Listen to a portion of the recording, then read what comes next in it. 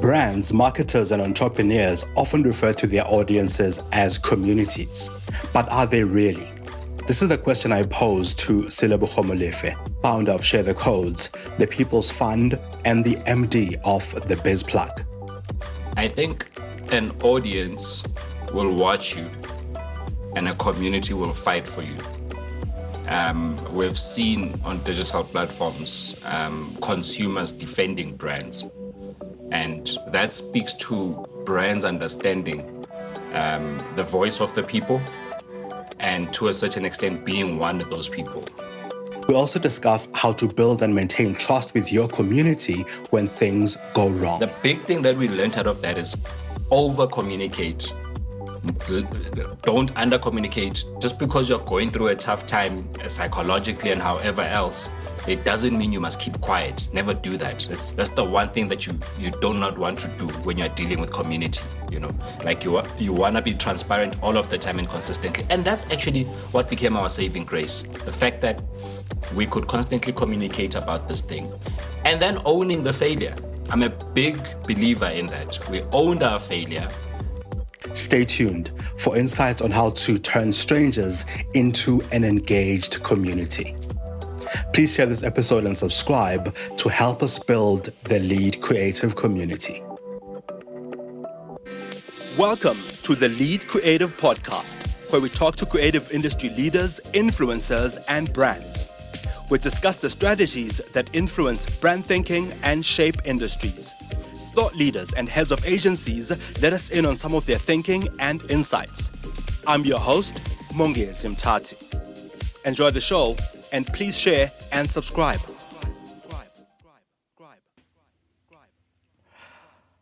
Lebs, thanks so much for joining us. Yeah, we've been talking about doing this for a while, and of course, you and I always talk, but now finally we are here. To start off, you often talk about growing up in Hillbrow and learning a lot from that community. So just for someone who doesn't understand how Hillbrow is, can you give us a sense of how Hillbrow is, what kind of community it is, and then from that, just take us into what you learned growing up in that environment about community, about business, and about marketing, because you tend to always go back to that story in many times when you speak. Thank you for having me, Mo. Hillbrow. 1989, I'm 9 years old, and my parents have moved to Hillbrow. They moved there in 1988. And the memories I have of that place in the early 90s is one of crime, very scary place. Seeing dead bodies a lot outside our flats. In fact, we were nomads. We moved around the flats a lot, right? For affordability issues and stuff. Crazy enough, with all of that chaos happening, that's what we knew as home. So, you know, like you often hear of the concept here, Vimba, in the city, our small streets and all of those areas when somebody has snatched a bag and they're running a thug and whatever, and they get caught and they will be beat up by everyone. And the reason that is happening is that people are tired. So individually they're scared, but once a collective voice comes through, something just takes over, right? Yeah. There was a lot of that in Hillbrow. And I consider Hillbrow to be, and I call it Hellbrow. I consider it to be the first 24-hour African city. Sure. In my view, because you find a blended mix of people from all over the continent. And because of the night economy that is there, it was quite interesting to see that in a flat, a bachelor flat, whether you're on Pretoria Street or Twist or wherever, you could find 12 people sharing a bachelor flat. Yeah. And they taking shifts So there's people who sleep at night, there's people who sleep during the day. Mm. And those who are sleeping during the day, they're selling at night. And Yeah. you know, the night economy has got all sorts of things, ladies of the dark, all sorts of things are taking place there. And because people can trade, sell food, fast food on the streets and stuff like Mm-hmm. that, there's just a certain feeling of safety that comes with it, but at the same time, you constantly have to be aware or watch over your back because as Anything can happen. Yeah. yeah. Yeah. Yeah. But I guess in all of these things, I'm getting the sense that, to your point about the collective, once this collective voice takes over, it's one of those things. And this sense of, I suppose, community, but in a way, people, you don't realize that you're part of a community because you're in the middle of a city, but at the same time, there is a sense of community because you know your neighbor, you know what's happening around there in a way that when someone passes through, they don't realize it, but it exists in some ways. Thinking back, how did that, in your view, form your perspective of community, form your perspective of what's possible even in a fragmented space like that? Yeah. I grew up in church. My dad was a pastor, my mom was a Mm. nurse, and church is built on community. You can't do anything without community, from bereavement to childbirth to baptism, all sorts of things that take place within that environment are centered on the concept of community. And growing up, I've always been an underdog, and I grew up witnessing my dad being an underdog. And that brought about a spirit of activism. So I've always seen myself as having the strength of two men in this little tiny body, right? And that has always made me find creative ways to communicate what I would like to see happen in the world and mobilize people accordingly. And I think that big influence from a communal point of view, I mean, everything that took place there, just think about language for a moment. There's such a diverse mix from Kiswahili people who are there to the Malawians who are there, about Banda. Yeah. Like every nation you could think of from across the continent, there was a launch pad. That was where they could find a safe haven of sorts in this big city that they were all vulnerable coming through.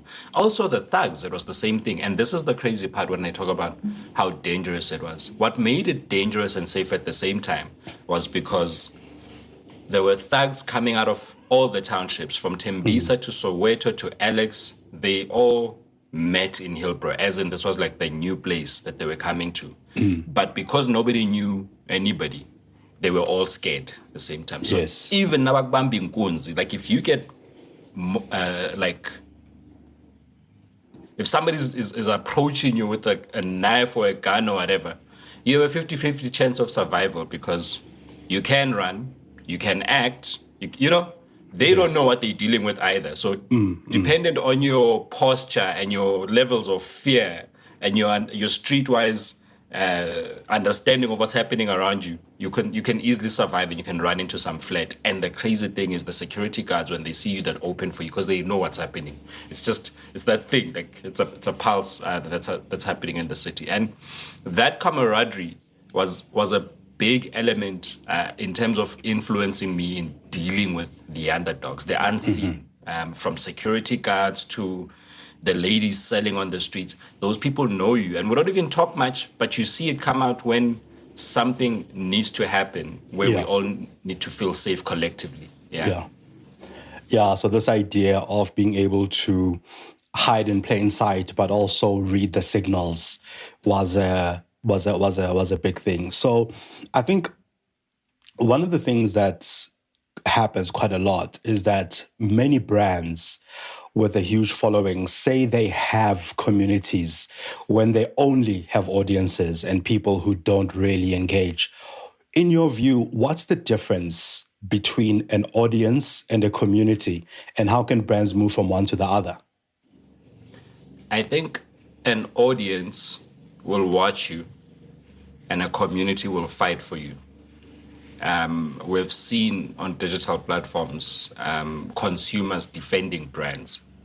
And that speaks to brands understanding the voice of the people, Yeah. and to a certain extent being one of those people. Whether it's got to do with being South African, for instance, I could think of a brand like Nando's, Yeah. I think they have a strong community presence online where people are expecting commentary from them, and they will feed off that. And there's a lot of positive connotations that come with that, just from my observation of Yeah. how things go. And then there's brands that talk at people, Yeah. where you feel like there's some superiority complex going on here. They behave Yeah. like they're talking to children, and that never flies, because the advent of accessing the internet and everybody having access to the internet meant access was now democratized. Yes. And in being democratized, it means you have a voice. And when you have a voice and you've got something to say, and the consequences are less than what we perceive, then you're going to say something. Sure. And people Sure. have a lot to say because they feel safe on the internet saying Yeah. it. Yeah. You've been instrumental in building communities from THUD, the People's Fund, and recently Share the Codes. Where does it start? How do you persuade strangers to trust and become a community? Because, to your point, everybody has a voice, everybody thinks they can organize, but very few do, even brands with big budgets.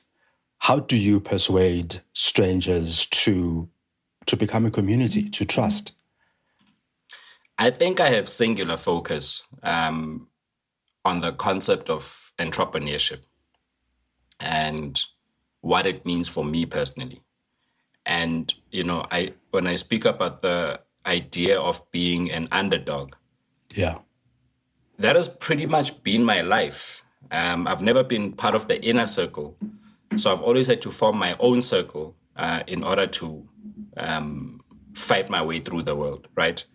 And me focusing specifically on the idea of trade between people, Yeah. and support for that trade and enablement for that trade to take place meant I needed to find my tribe. And it exists, the idea of starting a community versus facilitating a community is something I think about quite often. Because, we're often given and give ourselves these fancy titles like founder of this and that, but community exists whether you are there or not. It's invisible. It's an invisible thread majority of the time. So I take the opportunity to facilitate that and lead that community into a particular direction where I'm driven and where I feel drawn to. And in this case, it's helping entrepreneurs connect, connect at a real tangible level and feel seen, because a lot of the time they don't feel seen. And in feeling seen, feeling heard, and feeling safe enough to be vulnerable within a group of people with a common cause. And that common cause is entrepreneurship for me, right? Yeah. And that has worked pretty well over the years, because we all want to belong. We all have purpose. We are all driven in with our different skill sets and missions and visions that we have. But we all long for a sense of belonging where you can just let your hair down. You can just unmask and feel like I can be honest about what is actually going on. Sure. There's often that thing where people will be like, "How you doing?" And like, "Oh no, I'm fine. How's business?" "Oh no, it's okay. It's going okay." But your body language is communicating something else. Sure. Right? And that is a hard thing for a lot of us, because the world is a very rough place sometimes. It doesn't give you a space to breathe and be vulnerable. So I like creating safe spaces for entrepreneurs, because I understand from my perspective and from my own experiences that I have it hard when I don't have anybody to lean into. Yeah. So I like creating an environment where others of similar mind to mine can lean into the space, and we can share, we can break bread, and we can feel rejuvenated and help each other up and contribute to each other's success and moving forward. Yeah. So what I'm getting out of that is this sort of singular mindedness, or the single-minded focus, a place where people can be and feel vulnerable, and that vulnerability will kind of be welcomed and brought in.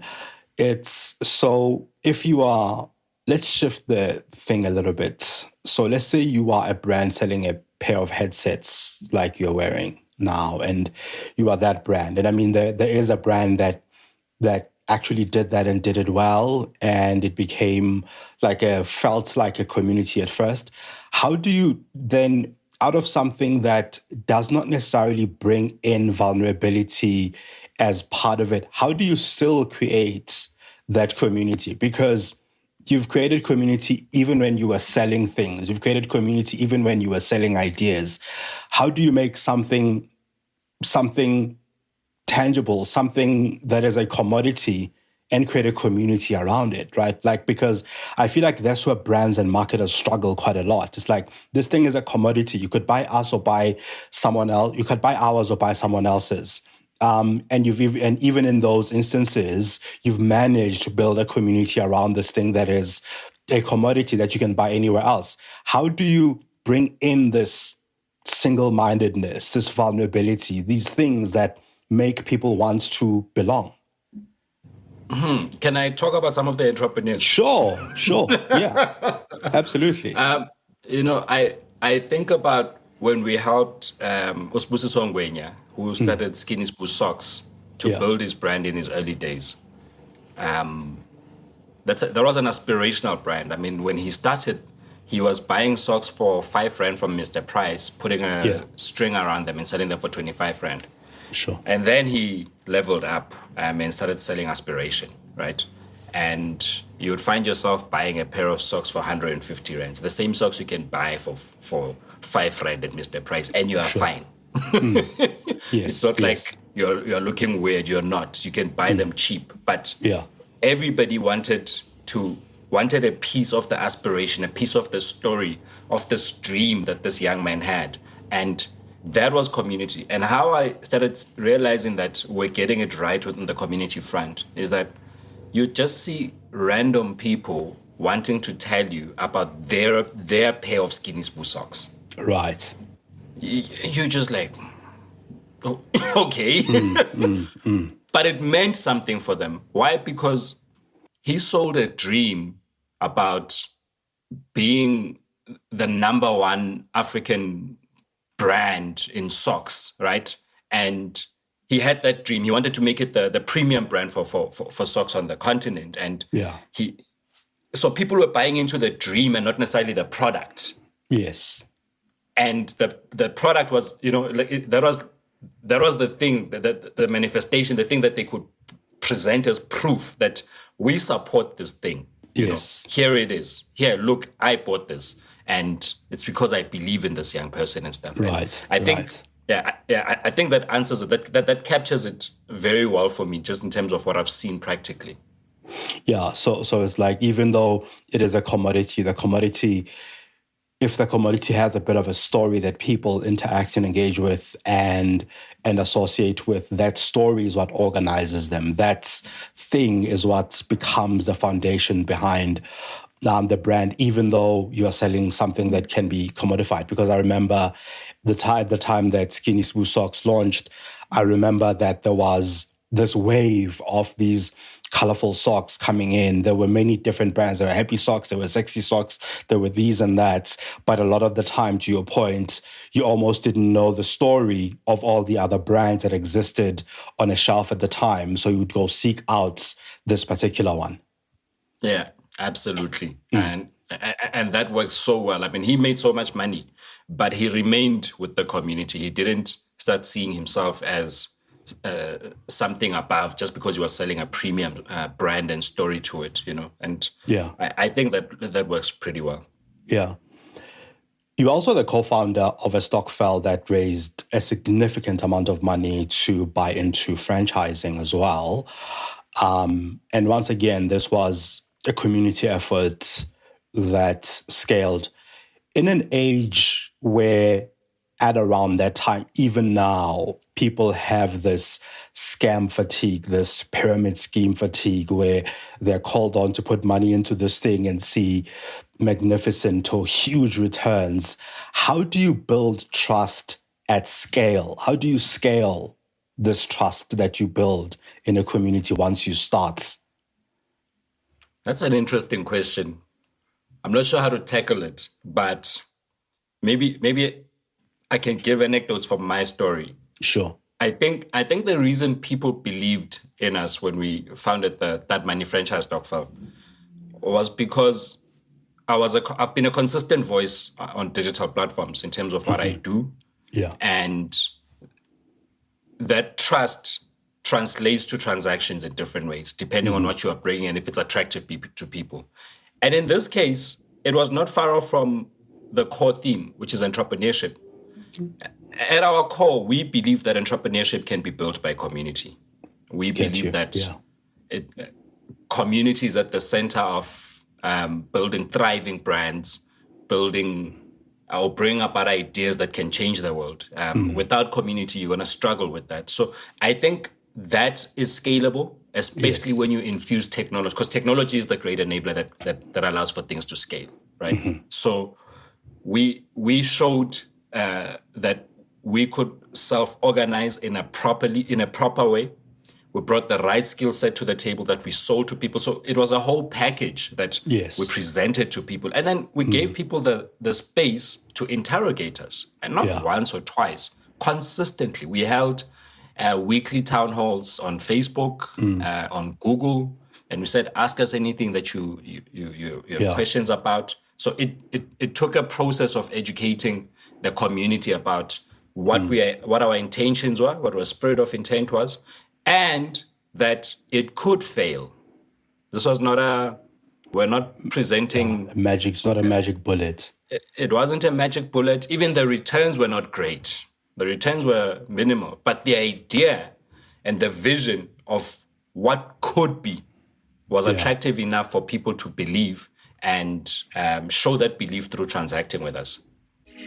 If you're enjoying The Lead Creative, please share this episode with your network and hit follow or subscribe. Enjoy the show. I get that. And after you built that, though, soon after you built that, and you were going on to the second one, then the 2021 July unrest hit, and everything you had built was destroyed, was decimated, along with the community's investment in that particular franchise. How did you regain trust thereafter? And what did you learn at that time about rebuilding when, following the worst case scenario that you couldn't have imagined? What did you learn about rebuilding then? Because that was a very unique moment, I suppose. Look, I've gone through many failures before, but this one felt personal because mobilizing people to take out money and then seeing it burn due to uncontrollable circumstances that are beyond you. It speaks to how you navigate this world, because you don't have you don't have all the answers, and you're not in control majority of the time. So that was a hard one for me.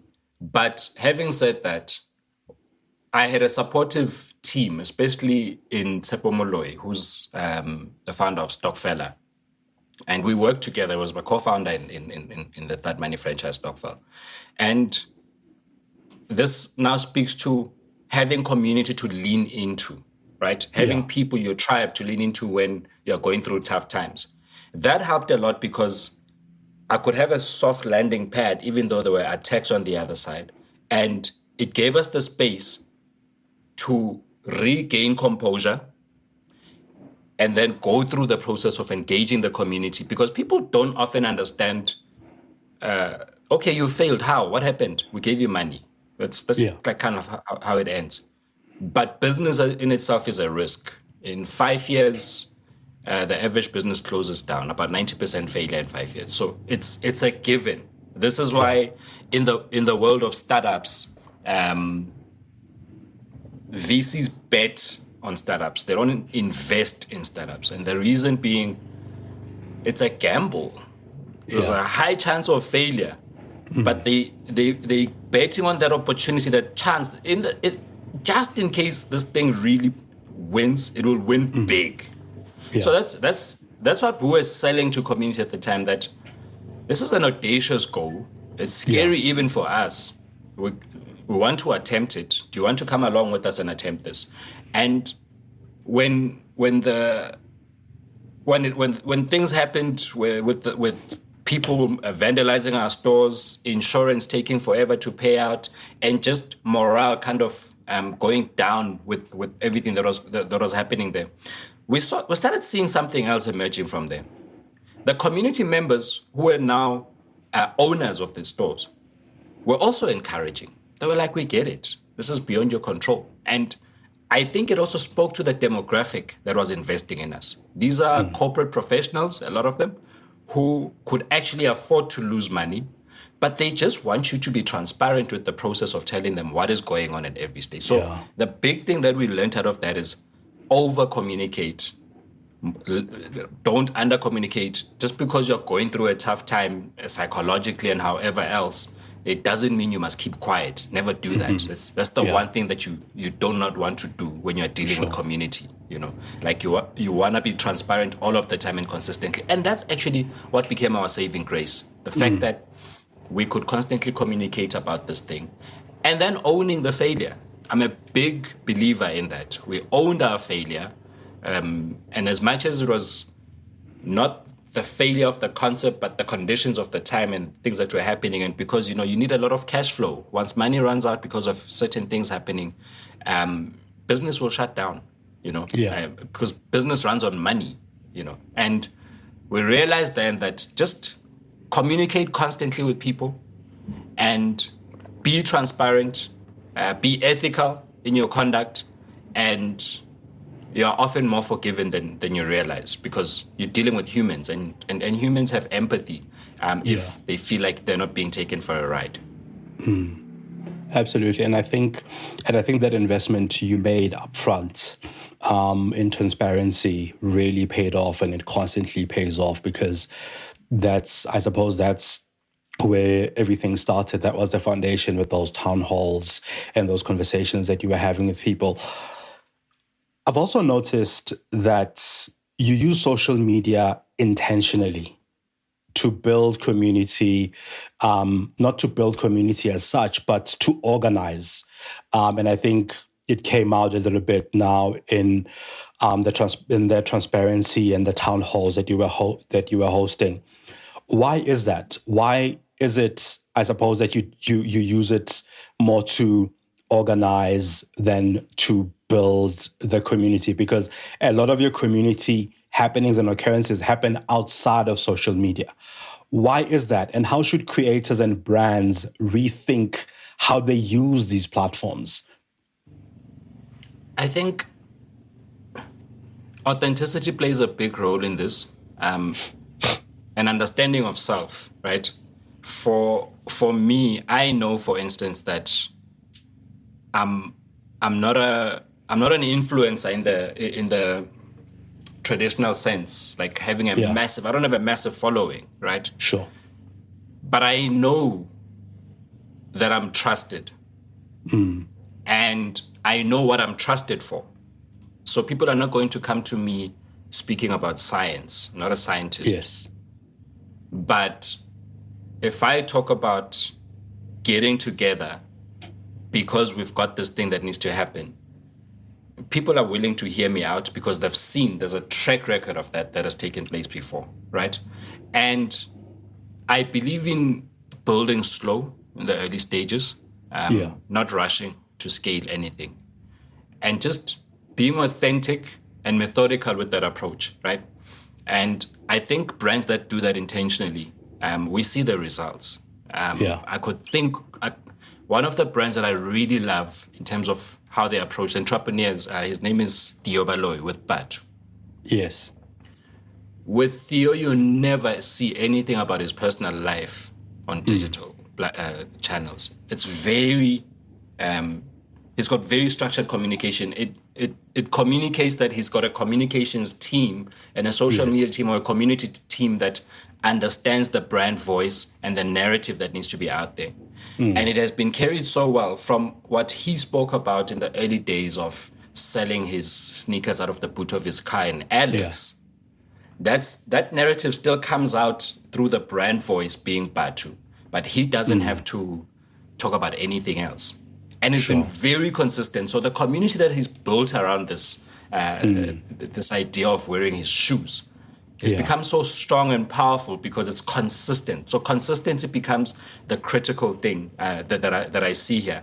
And what you see is what you get, like for real. Like the thing that they're posting about, you're going to see it in the shops. Yes. And he doesn't have any drama surrounding what he does. There's consistency with the brand. And I think that works really well. I mean, I think that's one of the brands that's probably going to hit $1 billion someday, and maybe someday soon. You know, just looking at how they are scaling their business. And that just it speaks to a brand that understands its core audience, and it caters to that audience. It doesn't speak to anybody else but that audience specifically. And I think that consistency with that has been something amazing to witness as it unfolds. That's very interesting, because other brands came up around the same time with fairly similar stories. But sometimes, I think, to your point, knowing yourself and being consistent and knowing when, I suppose also knowing when to let go, right? Knowing when to let go of your communication as Selebogo, to give it to someone else and hand it over at the right time is a major contributor. There is, I think, something else comes to mind, I suppose, for me. I think when you talk about this idea of knowing yourself, this idea of trust, that sometimes with that trust or being trusted comes a lot of responsibility, right? If you're trusted by 1,000, 5,000, 10,000 people, someone out there, a brand, a marketer, or whoever, and we've been, and I mean, I'm saying this as a marketer myself, right? Like, we see you growing, and with this growth comes the responsibility of you not misusing or misleading the community. At what point do you draw the line to say, I will not leverage the power that I have to put a brand into this community, or to put some form of, I suppose, influence, in the sense of influencer marketing, into this community for people to adopt this brand? How do you manage this power dynamic that you have as a result of this trust that you've built, right? Like, because it's easy for someone to say, I'll pay you $1,000, 10,000 rands, or whatever the case is, for you to use this brand and become the mouthpiece for it. How do you balance that? One word: accountability. Right. A lot of brands and people don't like the idea of being accountable. And I mean, I remember even when we started the People's Fund, the idea of accountability came from day one. Because we've built companies a few times, we understood that we must be accountable, especially because we're dealing with money, right? So we set up an advisory board initially, and eventually, as we're growing, and we're at fast growth, we're scaling, we set up a formal board of directors, where the CEO, who's a co-founder in the business, was accountable to a board.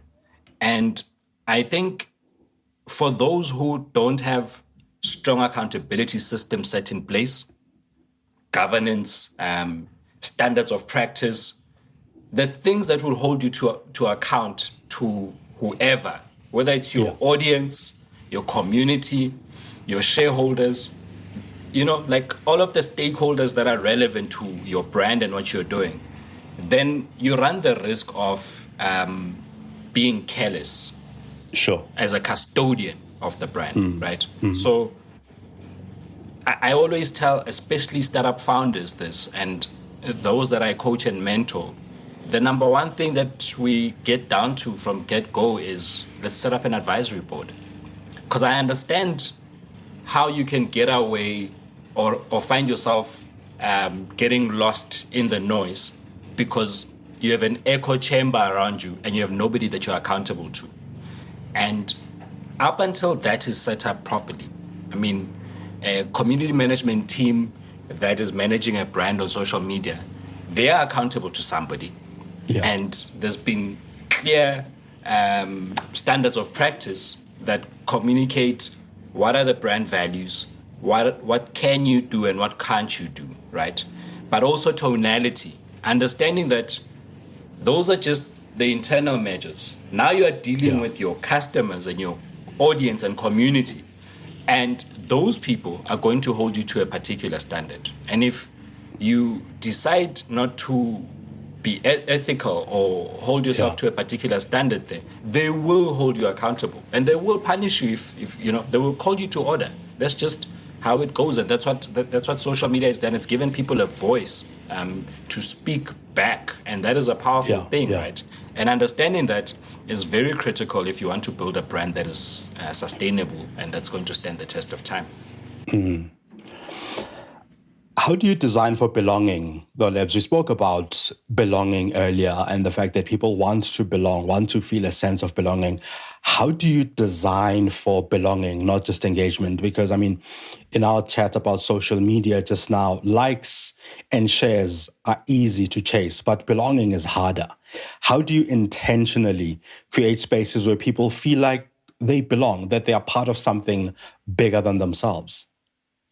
I think common purpose, common interest, those things are core to everything. I mean, I see running communities these days, right?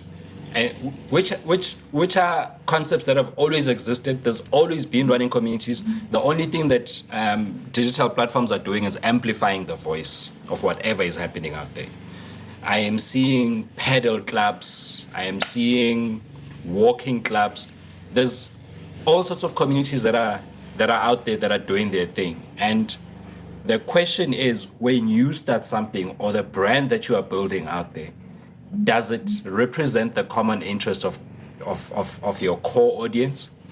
And if that audience is interested, how do you translate that audience into community through the common interest? And I think that now boils down to activity and execution.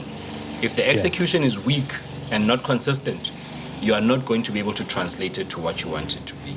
And the ones who get to thrive are the ones who are consistent with their execution, right? So if you are saying, for instance, I'm building a health and wellness brand, and part of our activities is going to be that we are doing morning hikes every Saturday morning at 7 o'clock at a particular point we meet and we do this thing. And this is what we recommend people wear or whatever.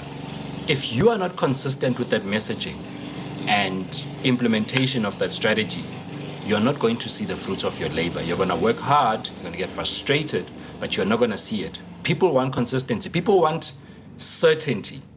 Because not everybody's a maverick trying to start crazy things. They just want to belong. And if your health and wellness brand aligns with their values and you're consistent with the execution of that, then it becomes easy for people to be part of the tribe that you are building. So I'm getting the sense that sometimes we target, trying to target everyone as opposed to targeting by values, by principle, by this common purpose that you're talking about. I've also noticed, I think speaking of that, I've also noticed that what tends to happen, and I'm guilty of this, many of us are guilty of this, what tends to happen is that you host that first town hall that you spoke about, you host that first event, you do that first little thing, and maybe a few of them, and one, the numbers are so small that it can be discouraging. firstly? What do you do in those instances?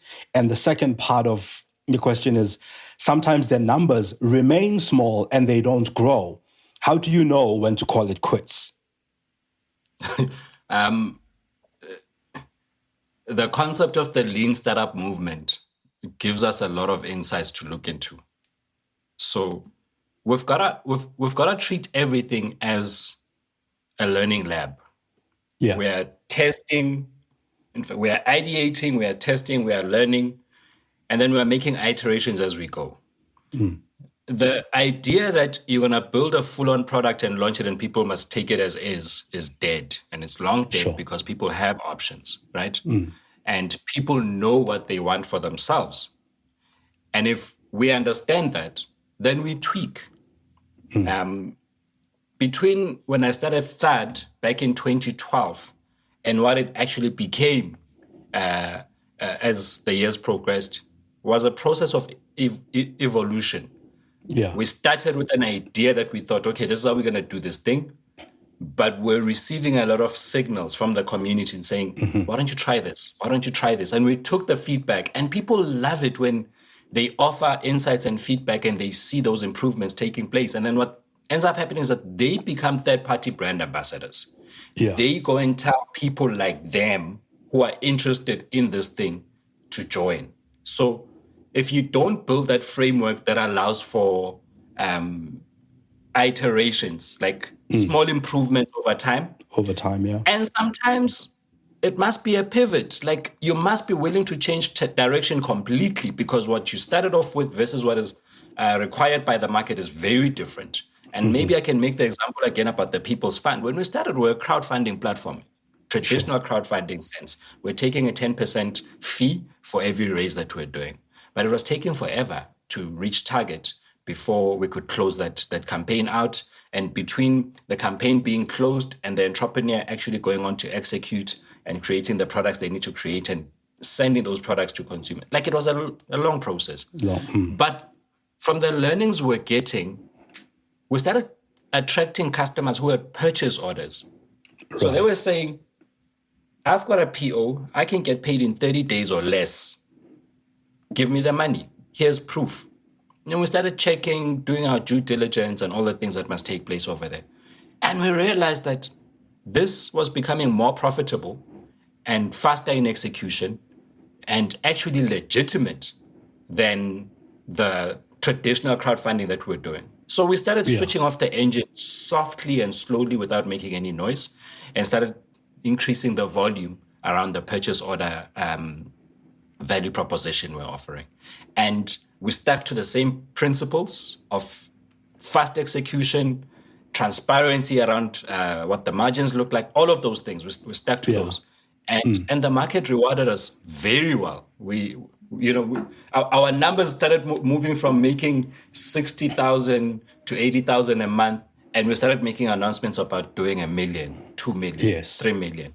And we realized that it was this pivot that had taken place. And now, even in our messaging, we stopped saying we're a crowdfunding platform and we said we're a purchase order funding platform. So be willing to make the change as required. If you're enjoying The Lead Creative, please share this episode with your network and hit follow or subscribe. Enjoy the show. That's very interesting. It's difficult for bigger brands though. Like for big brands with established systems, it's difficult. But I think what can be taken from there, I suppose, is that if you listen to the market and start making those shifts that the market tells you. Yeah, but big brands, the average big brand has got an innovation lab. Sure. Maybe there's a disconnect between the business unit and the testing units. The ones who get to play around with products and test audiences and stuff. Maybe the innovation labs need to be a bit more assertive. Maybe they need to build a better value proposition to convince the internal stakeholders because there's many players in that.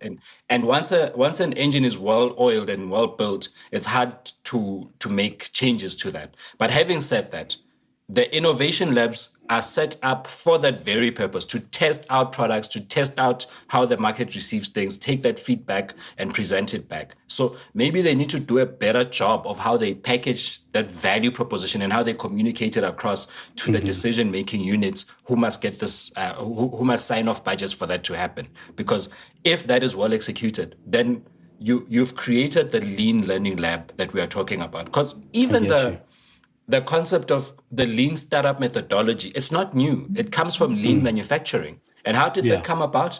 It was because cars before were being made in the millions and consumers were not buying. And they realized that, hey, maybe we should stop mass producing before testing out with the market, So the same concepts are still true today.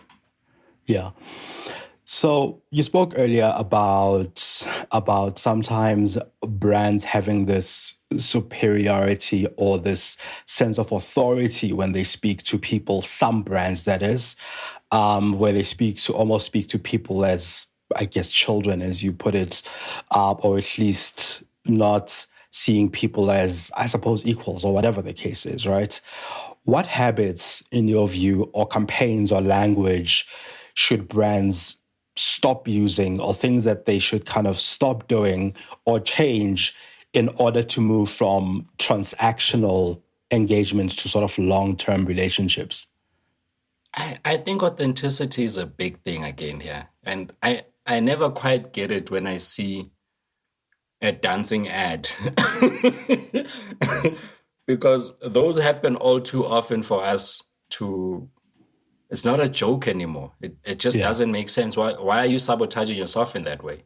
And again, I think brands need to invest in their employees, in how they communicate value across, because you might have the right idea of what needs to happen, but you're not able to convince your principals in signing that off, right? And the guy with the loudest voice in the room wins. Right? And it doesn't mean that because you don't have the loudest voice that you can't get everybody onto your side. It goes back to value proposition design. Like, are you designing this communication in a way that your principals will get it? And how much have you invested in your own skill set in how you communicate that value across? Like these are very critical things, because we tend to blame. I mean, I've seen a lot of social commentary where we're like, white people don't respect us or whatever. And then we say, but the marketers and the advertising execs who are in these firms are black people. Why are they still doing the same things that used to happen back then?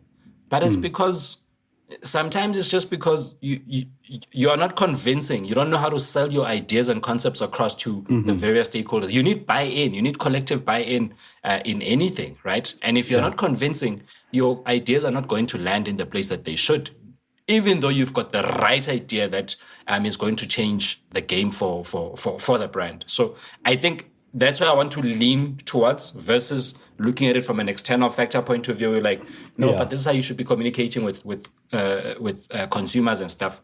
It's more the internal issue that the ones who have the right ideas are not selling them across and they're not convincing enough. So work on that. Authenticity comes up a lot. You mentioned authenticity, and authenticity comes up quite a lot in a lot of these conversations that we have.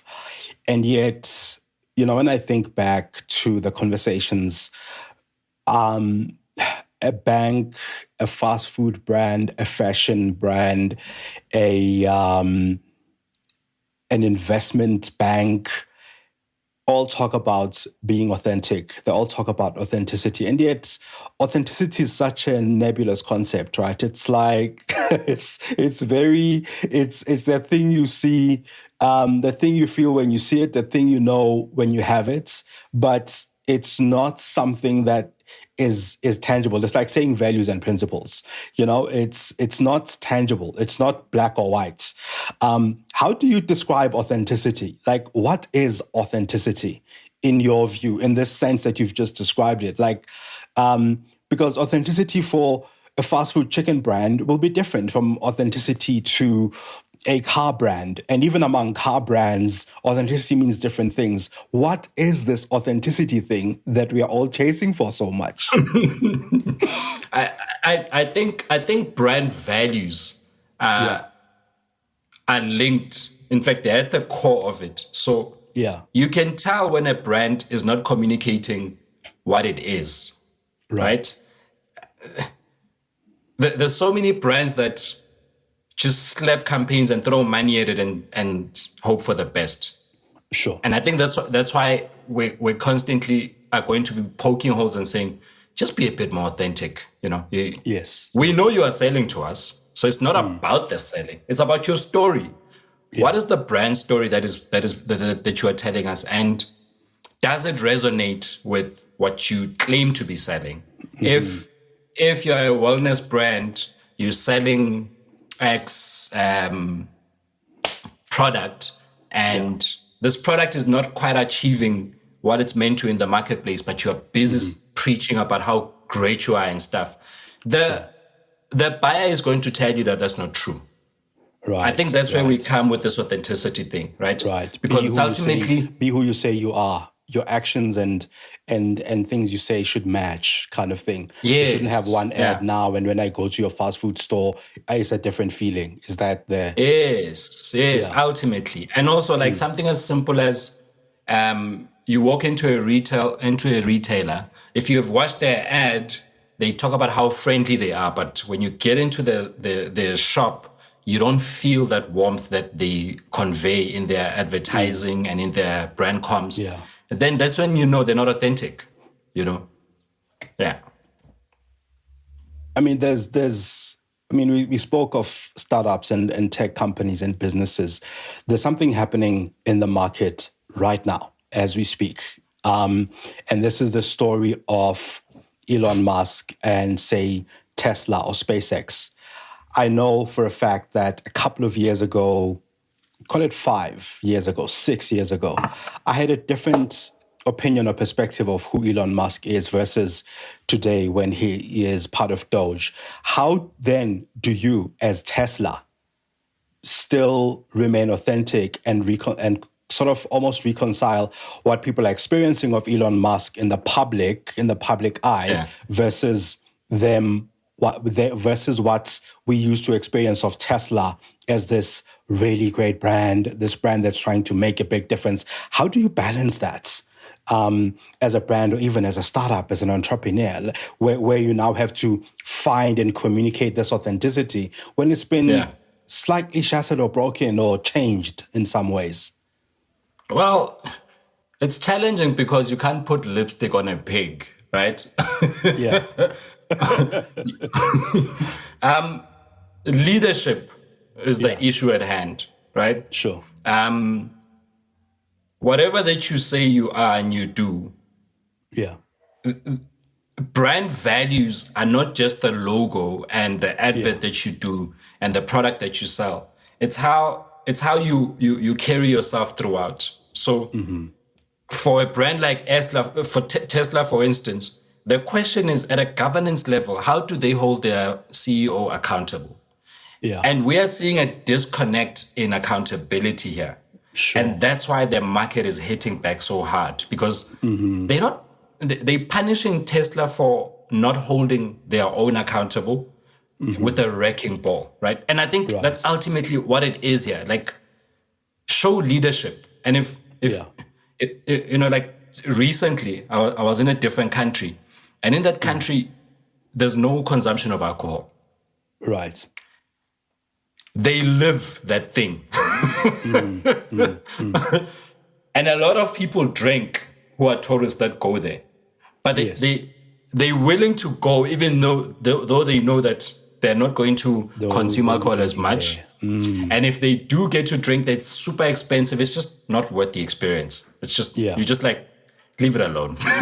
You can survive without this liquid for a couple of days, right? Yeah. And then you get to experience the country for what it is and the beauty that it offers and all of the other beautiful things. And as a result, there's law and order. So people want leadership.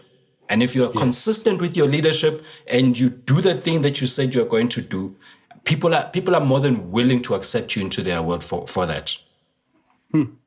Yeah, that's very interesting.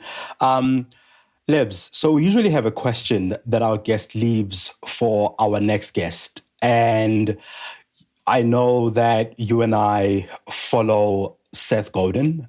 And incidentally, we had Seth Godin as one of our guests recently. And he left a question that I think would be interesting to get your view on. And his question was, what systems in the world do you see that most people don't?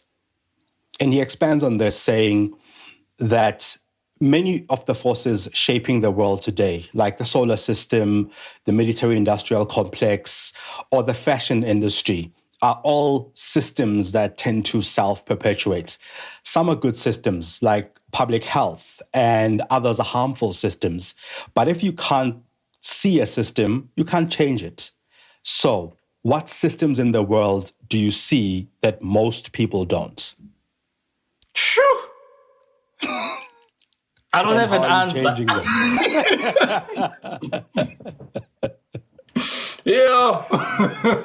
I think in my view, you are seeing the systems of funding business. You are seeing the systems of enterprise development. You are seeing the systems of organizing into community. So what are some of these systems that you're seeing that you feel you are changing or contributing to that other people might not see? I hear you. When we speak about my world, there's an invisible thread of trust that exists, right? Especially around transactional communities. People are willing to transact with you. They're willing to do business with you, provided they trust you. So I think because we've come to understand that business is built at the speed of trust, if you build on the muscle of being who you say you are, that's why even bad people who are on the internet are followed so much and people act out on the things that they tell them to do. It's because they trust them. And in trusting them, it's because of the consistency that exists in what they do. So whatever it is that you say you are you consistent in executing on that mandate? And I've seen it in the various communities that I belong to and that I observe that the ones who communicate trust and actually execute on it tend to become more successful in execution of that brand mandate. And so this invisible thread of building trust is a big, big theme for me, where it's not necessarily about building a formal organization to convey this trust. It's about being true to the voice of what you believe to be the truth in whatever form, right? And for us in the entrepreneurship space who are trying to help entrepreneurs to raise capital, we are saying to entrepreneurs, build trust first. Like, don't dupe your customers, don't dupe your investors. Whatever that you say you are, be that. And where you are vulnerable and weak, ask for help. And if you are consistent with those things, then it becomes easy to get the transactions going. Lebs, thank you so much for making time. Now it is your turn to pass the mic to our next guest by leaving a question. What question would you like to leave for our next guest? And we'll put it forth to them. I'll put it forth to that person. Okay. My question, that's a tough one. My question is, seeing the changing world order currently taking place, the next civilization, the next empire is taking over. What hope do they think, or what promise do they think that holds for the world, especially for underdeveloped economies? So what is this changing world order? How would you describe it? So America was the empire that has led the world for the last 200 to 250 years odd, right? Yeah. And we can see through history that their empire is falling because of debt, because of how their leadership and things like that. And falling does not mean that they're going to be destroyed. At some point, the United Kingdom was the empire of the world, right? Yeah. The Dutch Empire was the empire of the world at some point as well. Now we can see that the next empire is the Chinese empire that is rising, right? What hope do they think that holds for the world in such a fast changing world and all of the things that are currently taking place? Do they think it's going to be better for the world? This is a good thing happening? And how does, I don't even know how to frame this question right, because ultimately I see two different worlds existing. There's the haves versus the have-nots. Yeah. And part of the reason you start seeing the have-nots rise is because they feel downtrodden and not heard by the haves. And we are called the third world economies or third world countries. Now we are seeing the third world economies rising. And in fact, Africa by 2050 is going to be one of the youngest populations in the world. So that's where the promise of the world sits. But what does this actually mean when we're seeing this next empire rising? Is this a good thing for the world? And how? Like how does somebody digest this and prepare themselves for that world to come? Interesting question. Yeah, very deep, interesting question. Livs, thank you so much for making the time. I think there was a lot out of that. I suppose for me, I think the transparency part of it, transparency, consistency, building trust and leaning into that trust. And I think there was a big element, I suppose, around accountability as well, that you need to always remain accountable and be accountable. Thank you so much for making the time. This was amazing. There's a lot to learn out of that for brands and marketers and everybody else, even entrepreneurs. Thank you for having me, Mo. Much appreciated. Thank you for listening to The Lead Creative. Did you get one insight that's worth sharing from this episode? Please share it with your network or your friends. Pop me some of your ideas and innovative finds on Twitter on @Mongezi. This podcast is available on Spotify, Stitcher, Apple, Google, or wherever you listen to your podcasts. You can also find me on mongezi.com.